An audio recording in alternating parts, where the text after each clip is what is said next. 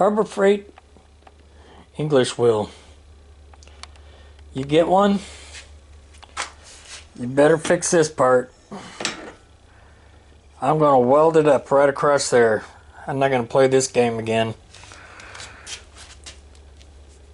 My dolly fell, hit the ground, if you can see it or not.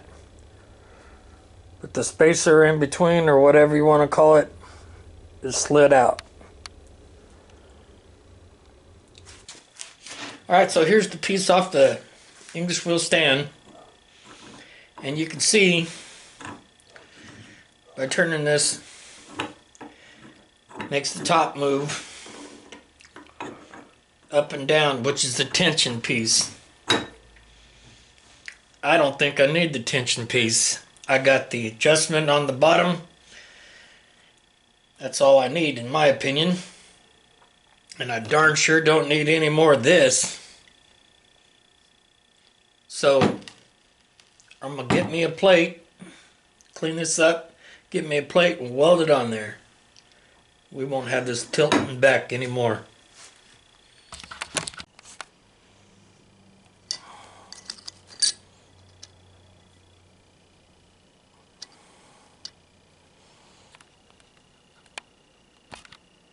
Okay, so I got the piece all welded up, painted, protect it from bare metal. It's not going to tip back on me no more.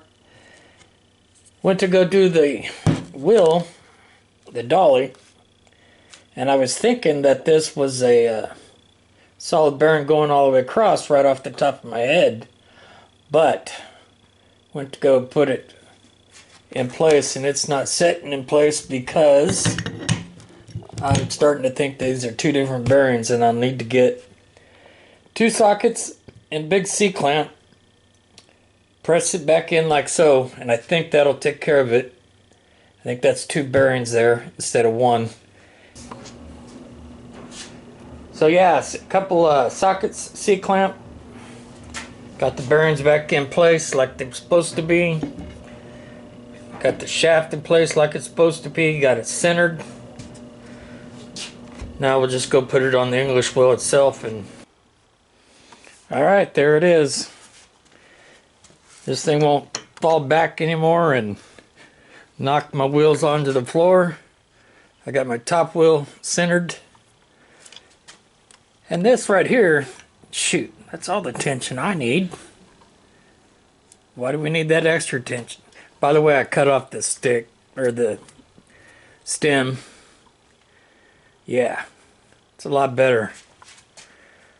A lot better right there. Thanks for watching, you guys.